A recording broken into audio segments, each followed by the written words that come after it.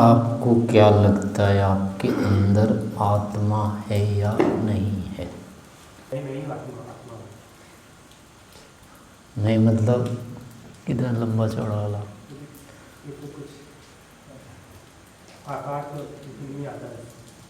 अच्छा, ये 2-5 फीट वाला नहीं लगता है?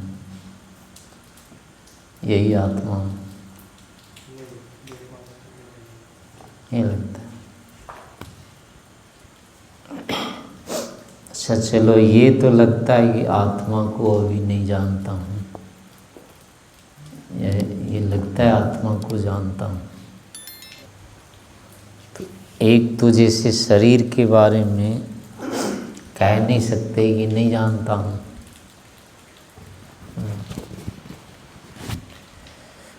लेकिन जैसे शरीर को जानते हैं ऐसे ही आत्मा के विषय में दोनों को मिला के लगता है कि जानता हूँ आत्मा को भी। तो शरीर को जान रहे होते हैं, लेकिन उसी जान को आत्मा को जानना मान लेते हैं। तो यहाँ पर अब इतना लगना कि शरीर वाला ज्ञान वस्तुतः वो मेरा ज्ञान नहीं है, या जो मेरा ज्ञान होना चाहिए वो अभी नहीं है, ये भी एक ज्ञान में आएगा। क्योंकि जो आत्मा को नहीं जानता है उसको लगता नहीं है पहले कि मैं नहीं जानता हूँ अपने को। स्वयं जो तत्व है जान तो वही रहा है ना, लेकिन उसको ये नहीं लगता है कि मैं अपने को तत्वतः नहीं जानता। हाँ, पर लगता नहीं है ना। जानता हूँ ये लगता है, नहीं जानता हूँ ये कहाँ कब लगता है। तो जानते जानते लगता है कि अभी तो नहीं जानता हूँ। तुलनात्मक लगता है, तब पता चलता है नहीं जानता। एक सामान्य स्थिति में तो लगता है जानता। भूति मात्र में तो लगता है, शरीर के साथ जो भी है क्रिया कर रहे होते हैं तो उसमें अभिन्नता तो नहीं रहती है। जो हम सोचते हैं वही करना होता है, वही होने लगता है।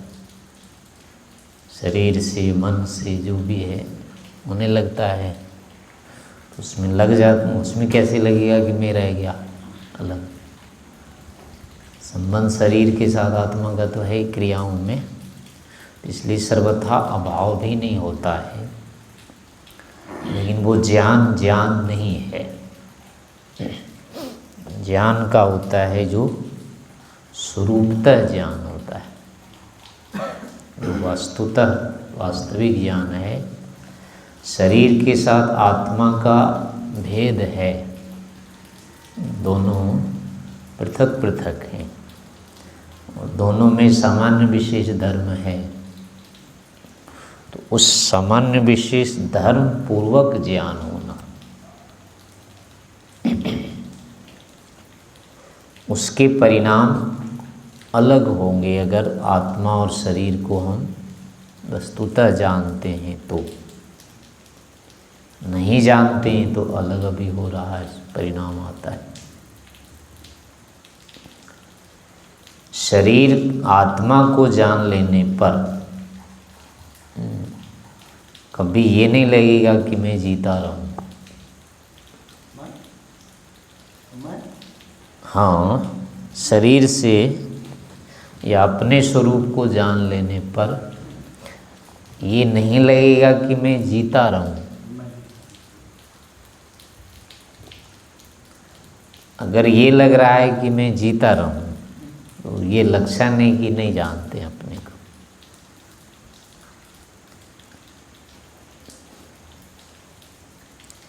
क्योंकि जीता रहना जो है उसका मतलब क्या होता है, शरीर के साथ बना रहना। तो शरीर के साथ क्यों बना रहेंगे फिर? शरीर कोई आत्मा तो है ही नहीं, अनात्मा है ये शरीर। तो इस अनात्मा के साथ बने रहने की इच्छा क्यों होगी उसकी? इस शरीर के साथ उसको प्रतिकूलता भी होती रहती है।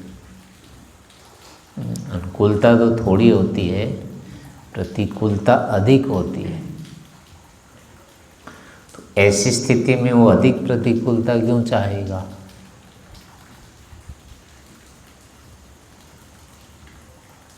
आत्मा के जितने प्रयोजन हैं वो जितने कार्य से हो सकता है, जितने से शरीर के प्रयोजन उससे भिन्न है, और इसलिए उसको अतिरिक्त काम करने पड़ते हैं शरीर के लिए। शरीर के लिए कई ऐसे काम करने पड़ते हैं जो ज़रूरत ही नहीं आत्मा को। खाना पीना है, आत्मा को क्या मतलब है इससे? लेकिन खाने पीने की अनिवार्यता रहती है, खाना ही होगा, बनाना होगा भोजन। आसन व्यायाम करना है, ये सारा इतना, कपड़े धोने हैं, ये सब आत्मा के लिए थोड़े हैं। 3 दिन में साबुन लगाते हैं या 1 दिन में लगाते हैं, कपड़े धोने पड़ते हैं, ये आत्मा के लिए तो नहीं हो सकता।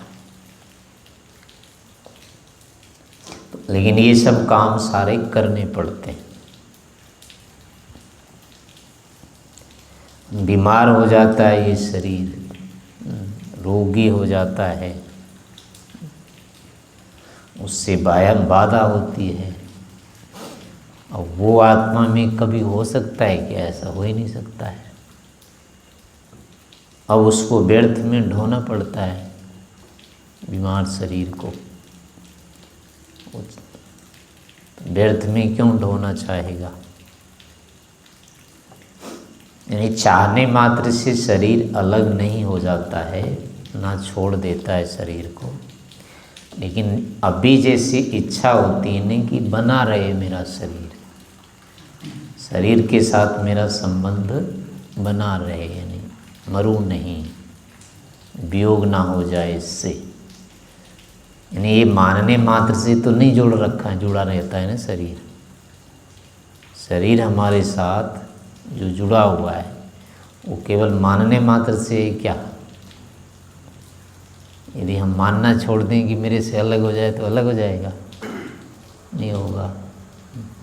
ऐसे मानते रहेंगे कि अलग नहीं हो, तो क्या अलग नहीं होगा? तब भी अलग होगा। तो इसका मतलब ये मानने से तो चल नहीं रहा है ये, लेकिन मानने में जरूर हो रहा है ये मेरे से अलग ना हो जाए। यानी मैं मर जाऊंगा, मतलब यही तो है, और क्या है? शरीर के साथ वियोग नहीं हो जाए, यही है जीते रहने का अभिप्राय। तो ये जो स्थिति बनी हुई है कि शरीर के साथ बना रहूं, कहीं छूट ना जाए, ये अनात्मज्ञता का ही लक्षण है। आत्मा को न जानने का ही लक्षण है ये। ऐसा यदि लग रहा है तो हम नहीं जान रहे हैं आत्मा को।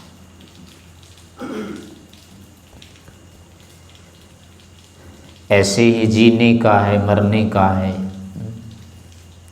मान का है, अपमान का है, जो भी ये सब जो भय होते हैं, ये सब भी शरीर से के आश्रित होते हैं, आत्मा के आश्रित नहीं होते।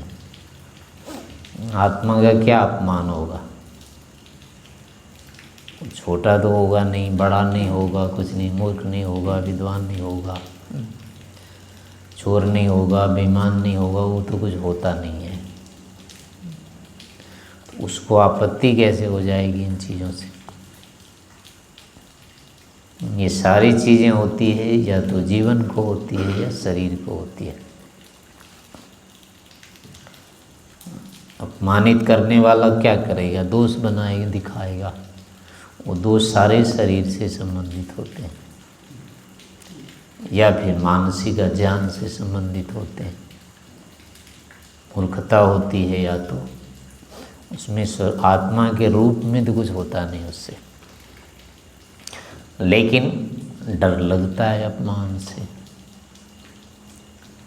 साधन छूटने का, सहयोग छूटने का, ये सारे जो डर रहते हैं, इनसे कहाँ हानि होगी, शरीर में ही होगी। आत्मा में तो कुछ होना नहीं है, अगर कोई सहयोग करे नहीं करे तो कुछ नहीं पड़ेगा अंतर।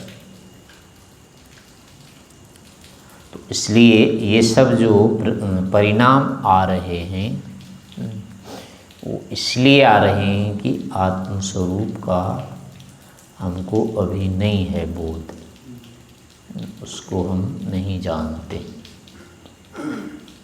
तो इसलिए उसको जानने का प्रयास करते रहना चाहिए। अनुमान से पहले जानना होगा, अनुमान के बाद यदि ध्यान समाधि लगती है तो फिर उसका यथार्थ ज्ञान होगा। पहले तो अनुमान से ही मान्यता बन जाएगी, मैं शरीर से भिन्न हूँ।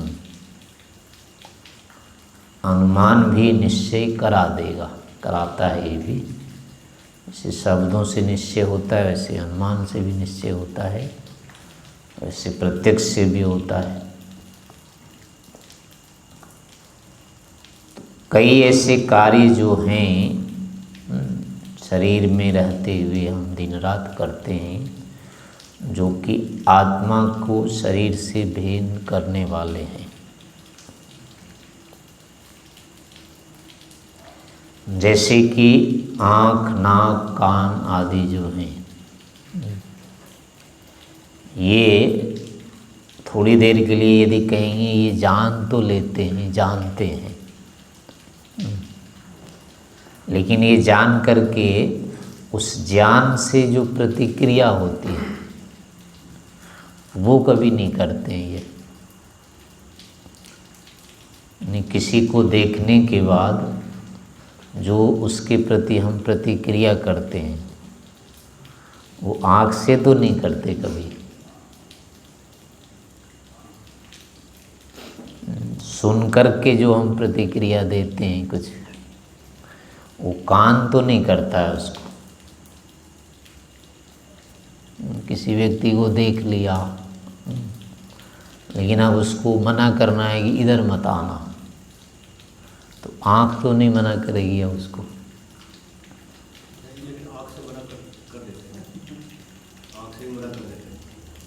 वो थोड़ा मोड़ा करते हैं, ज़्यादा नहीं करते हैं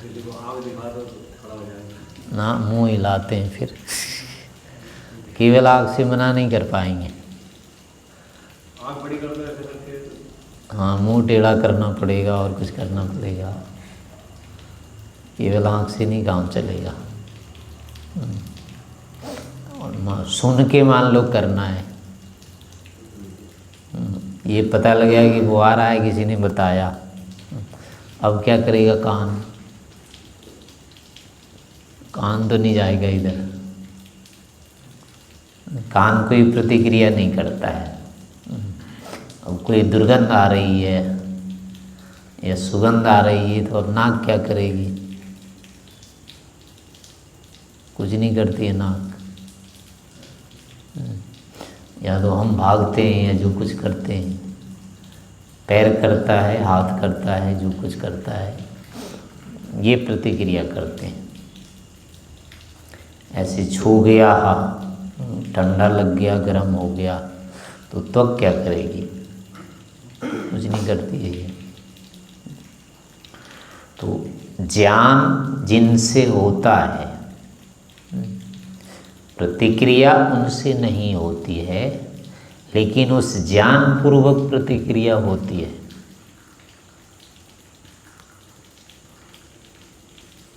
और फिर वो प्रतिक्रिया उससे होती है कि जिसको ज्ञान नहीं होता है।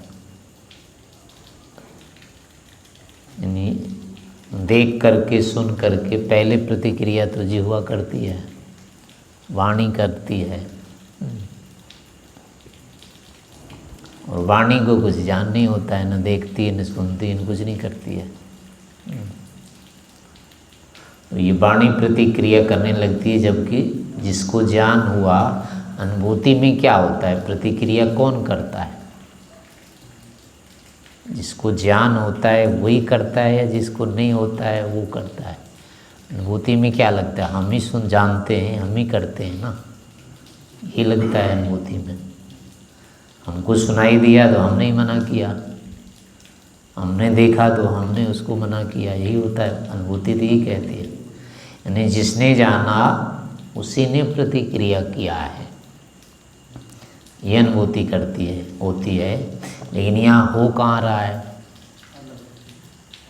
प्रतिक्रिया जो हाथ से पैर से हो रही है, तो हाथ पैर ने तो जाना नहीं है, इसने जान के किया, वैसी कोई अनुभूति होती है या नहीं होती है? आँख ने देखा, ये अनुभूति होती है, लेकिन हाथ ने देखा ये नहीं होती है। और करने में होता है कि हाथ ने किया, प्रत्यक्ष हो, कुछ दिख गया कि यहाँ अनिष्ट है, तो अब भागेगा, कौन भागेगा? पैर भागेगा, लेकिन वो दिखा तो नहीं है पैर को। ये तो निश्चित है कि देखने वाली आँख है, भागने वाला पैर है। इन दोनों में दोनों एक नहीं है, अलग अलग हैं। लेकिन अनुभूति ये होती है कि देख के भाग रहे हैं हम, यानी जो देखने वाला है, भागने वाला भी वही है। जबकि यहाँ भी प्रत्यक्ष है कि जो देखने वाला है वो भागने वाला नहीं है, अलग है दोनों। पैर भागने वाला है, आँख देखने वाली है, ये दोनों एक नहीं है। लेकिन अनुभूति कहती है कि एक ही है दोनों। तो अब यहाँ अनुमान क्या होगा कि प्रतिक्रिया करने वाला इन दोनों से भिन्न होना चाहिए। अनुभूति प्रमाण है, वो उसका निषेध कर नहीं सकते, क्योंकि अनुभूति पूर्वक ही पैर दौड़ता है, बिना अनुभूति के नहीं भागता ये भी। और आँख भी देखती नहीं है, अनुभूति होती हाँ ये है, वो भी निश्चय कुछ नहीं करती है, उससे दिख जाता है बस। तो इससे यानी जब हम कोई प्रतिक्रिया कर रहे होते हैं, आँख से या जो भी ज्ञानेंद्रिय से जान करके कर्मेंद्रिय से जब प्रतिक्रिया कर रहे होते हैं, तो वहाँ बीच में अवकाश होता है। प्रतिक्रिया होने से पहले अंदर होती है प्रतिक्रिया, अच्छा ये करना है, वो अभी हाथ पैर में नहीं आता है। देख लेने के बाद दिखना बंद हो गया, बंद होने के बाद अब होती है प्रतिक्रिया, अच्छा ऐसा करना चाहिए। और करने के बाद फिर हाथ पैर अब शुरू होते हैं करने के लिए।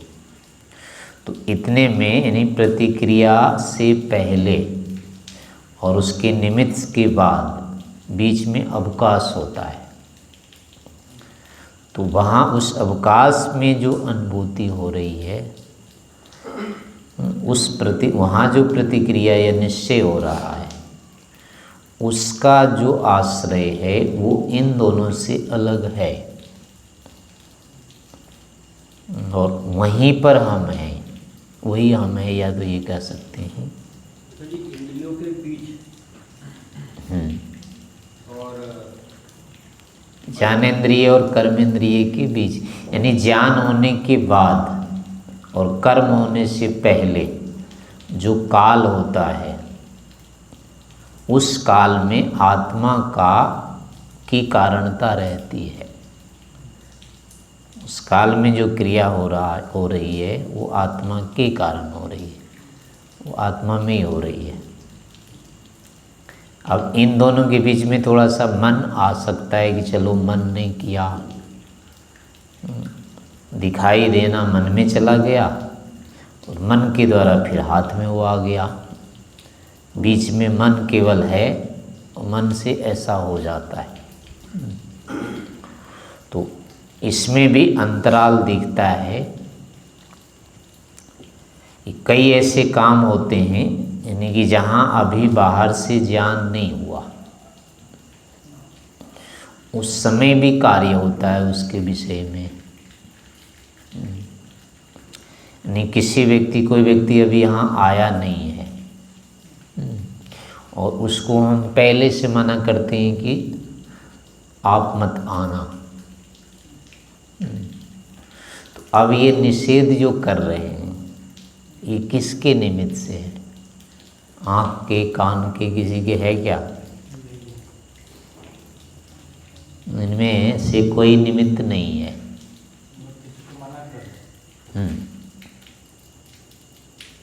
किसी को मना हम कर रहे हैं, वो हमारे सामने अभी आया ही नहीं, ना उसको देखा, ना सुना, ना जाना। यानी इंद्रिया जो हमारी काम करती है तो सीधे सन्निकर्ष पर काम करती है, जुड़ करके सीधे सीधे, बिना जोड़े नहीं करती है काम। और ये कर्म बिना जुड़े हो रहा है। वो व्यक्ति अभी आया ही नहीं है, जो नहीं आया है उसको मना कर रहे हैं कि उसको नहीं आना है, आप मत आना, उसको सूचित कर रहे हैं हम। नहीं हुआ। नहीं स्वामी जी, उसकी सूचना तो आई है ना हमारे पास, वो आने वाला है, इसी कारण तो हमने उसको मना किया है। नहीं आई थी 10 दिन, 1 महीना पहले, मान लेंगे पहले। हाँ, और आज कुछ भी नहीं हुआ है और मना आज कर रहे हैं उसको। तो अब इनमें आँखना कारण है क्या? कोई कारण नहीं है इसमें। और मन के पास क्या था? मन केवल उस ज्ञान को प्रस्तुत करेगा ना जो इसमें ज्ञान आ गया है। तो इसके पास तो अभी ये ज्ञान आया था ना कि आएगा, वो नहीं आना चाहिए, ये मन का कैसे हो जाएगा? उसके पास तो अभी ये था कि नहीं आएगा या आने वाला है, ही ज्ञान हुआ था। यानी ये काम जो हो रहा है वो संस्कार के आधार पर हो रहा है अभी, लेकिन उसको नहीं आना है ये संस्कार थोड़े है। आना है संस्कार तो इसके पड़े हैं ना उसमें।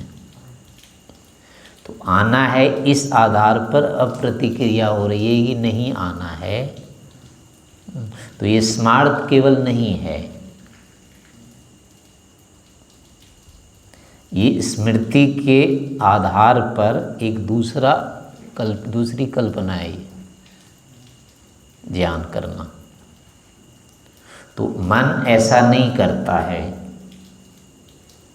मन तो केवल या तो साक्षात जानेगा, इनके माध्यम से जानता है, और उसमें जितना आता है उतना ही वो उठाता है।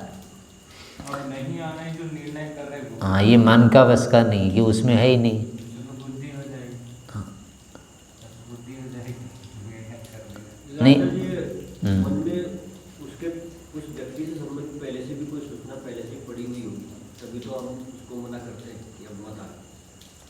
नहीं, उसके बारे में तो कुछ और होगा ना, वो ऐसा है वैसा है, ये काम बिगाड़ता है वो काम बिगाड़ता है, लेकिन नहीं आना ये ज्ञान तो नहीं है ना उसमें, मन में इसको नहीं आना चाहिए ये नहीं है अभी उसमें। फिर भी विरोधी ज्ञान में तो पड़ा ही हुआ है ना मन के अंदर पहले से ही। वो दूसरा है।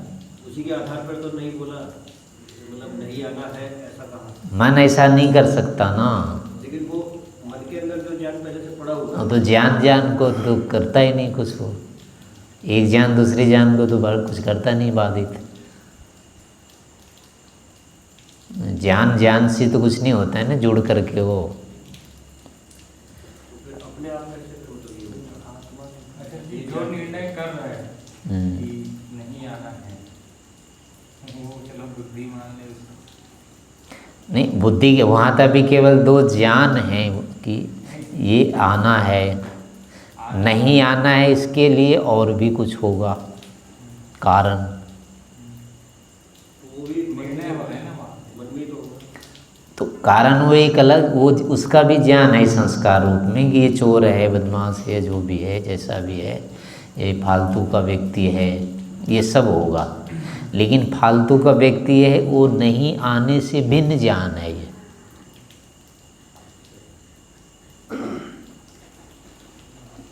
आना है एक ज्ञान अलग हो गया, और ये ऐसा ऐसा है, ये काम करता है, ये अलग अलग ज्ञान है। और नहीं आना चाहिए ये इन सबसे भिन्न ज्ञान है, जो कि उसमें नहीं है अभी मन में। तो जो मन में नहीं गया है वो प्रतिक्रिया नहीं हो कर सकता वो, क्योंकि मन केवल स्मार्त प्रकृति वो प्रतिक्रिया कर सकता है।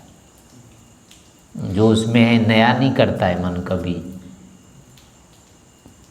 जो उसमें होता है वो निकाल देता है। यानी जड़ पदार्थों में, जैसे उदाहरण ले लेंगे, इसमें कंप्यूटर में या इनमें जो चीज़ इसको दोबारा चलाएंगे तो क्या नया बोलेगा कि ये नहीं करूँगा मैं?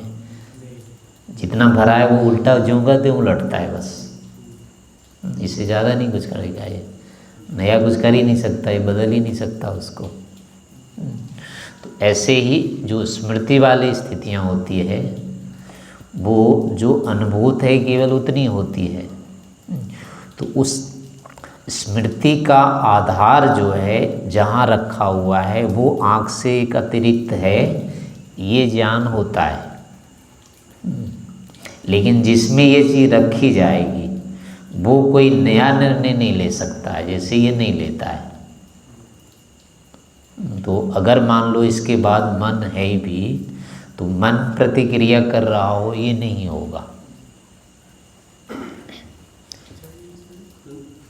पूर्व संचित तो होता ही है कि प्रतिकूल के प्रति हमारी निषेधात्मक प्रवृत्ति रहती है, वस्तु विषय बदलते रहते हैं, ऐसे ही हो जाएगा। हाँ, उसमें ये होगा कि अगर ऐसा कर रखा है, इसके प्रतिकूल प्रतिक्रिया हो जानी है, हो जाती है मान लो, लेकिन कभी ऐसा होता है कि उसको नहीं होने देते हैं, तो उस प्रतिक्रिया होनी है उसको भी बंद कर देते हैं। कोई आदमी लग रहा है कि ये नहीं आना चाहिए, लेकिन फिर भी नहीं मना करते, नहीं भी करते हैं कभी। हाँ, मानते रहते हैं कि नहीं आना चाहिए, लेकिन फिर भी मना नहीं करते हैं। नहीं, वो अगर जड़ होता वो नहीं रुकता। जो प्रतिक्रिया विरुद्ध करना था उसको नहीं रुकना, वो क्यों रुकेगा? कोई अतिरिक्त अगर नहीं है तो वो तो नहीं रुक सकता। साथ में दूसरा भी है ना सर, कि हमारा सामर्थ्य होगा, इसमें भी संग्रहित है, सामान्य रूप में प्रतिक्रिया रहेगी कि नहीं आना चाहिए। वो वही रहेगा ना कि नहीं आना लगा दिया है उसमें, तो वो नहीं आने देगा, लेकिन फिर वो आने रोकेगा नहीं, फिर भी बाधित यदि दोबारा फिर हो गया, फिर वो दबेगा, फिर दब जाएगा, फिर आने देगा नहीं, आने देगा तो आने ही देगा वो, और रोकेगा तो रोकता ही रहेगा, दोनों नहीं करेगा। दो ज्ञान इकट्ठे होते हैं ना, एक तो है पहले नहीं, यानी रोकने के निमित्त जब रहते हैं पूरे पूरे, उसी समय रोकना छोड़ देते हैं, और जब नहीं रोकने के निमित्त होते हैं तब भी रोक देते हैं। यहाँ इनसे ऐसा नहीं होता है। ये जो सामने जैसी स्थिति है ना वैसी प्रतिक्रिया करते हैं, ये नहीं बदलते हैं। जड़ों का केवल जो होता है नियम, ये अपने आप नहीं बदलते हैं। जितना उनमें विरोध है तो विरोध ही कर देंगे, अनुकूलता है तो अनुकूलता ही रखेंगे। जो अनुकूल है वो विरुद्ध हो जाए, और जो विरुद्ध है अनुकूल हो जाए, ऐसा नहीं होता है, इनमें नियम नहीं होता है। लेकिन यहाँ होता है खूब, बिल्कुल विरुद्ध में भी अनुकूल कर देते हैं और एकदम अनुकूल में भी विरोध उठा देते हैं। तो ये जड़ से भिन्न होती है स्थितियाँ, क्रिया होती, प्रतिक्रिया, और ये सारा ज्ञान पूर्वक होता है, मान के होता है कि चलो देखते हैं, इस बार तो कर दिया, आगे से क्या पता मान जाए। यानी ऐसा वहाँ और कुछ नहीं होता है, निमित्त ज्ञान भेद होता है बस। वो ज्ञान भी ये वाला भी जैसे संग्रहित आचरण, हाँ, नहीं, उस ज्ञान के आधार पर वो नई क्रिया होती है, संकल्प जो होता है ना। ज्ञान तो चलो ठीक है वहाँ, लेकिन वही ज्ञान नहीं होने दे रहा है ना, ज्ञान के अनुकूल क्रिया नहीं हो रही है, उसके आधार पर एक नया हो रहा है संकल्प कि ऐसे करना है अब, यानी ना तो पहले वाला मान रहा है ना अब वाला मान रहा है, इन दोनों से एक नया निकाल रहा है वो, इसलिए वो संग्रह मात्र नहीं है।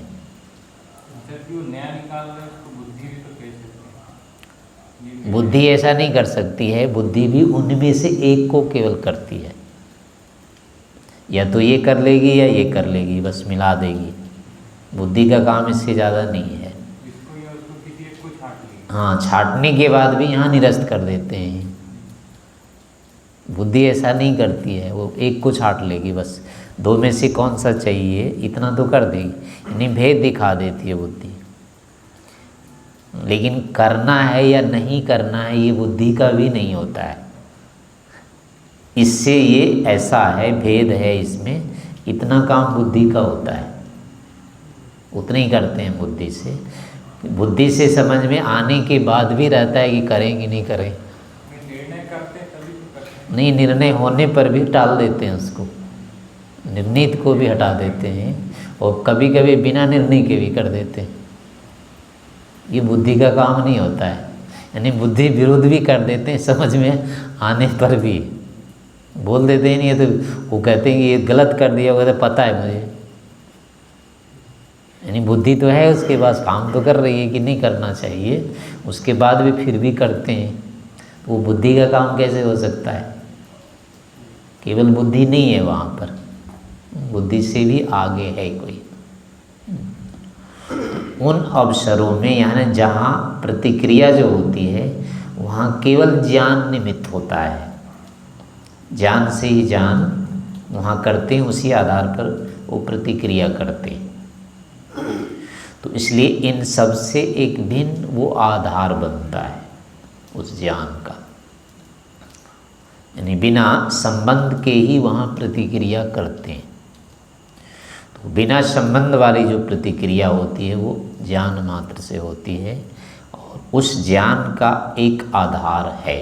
इसका मतलब होता है अनुमान से कि वहाँ हम जहाँ केवल ज्ञान मात्र से काम कर रहे हैं उसका अलग आधार कोई है, जो कि मन से, बुद्धि से, इन सब से भिन्न है। शरीर आदि से उसकी भिन्नता सिद्ध होती है उसका। तो इस प्रकार से शरीर आदि से एक भिन्न प्रतिक्रिया का अवसर होने से उसका आधारभूत कोई अन्य द्रव्य है, यानी वही आत्मा है। तो ऐसे करके अनुमान करना चाहिए पहले। तो ऐसे कई हेतु आते आते आते अंत में फिर होगा कि नहीं, अलग से ये है। ऐसे अपनी आत्मा की पृथकता को जानना चाहिए।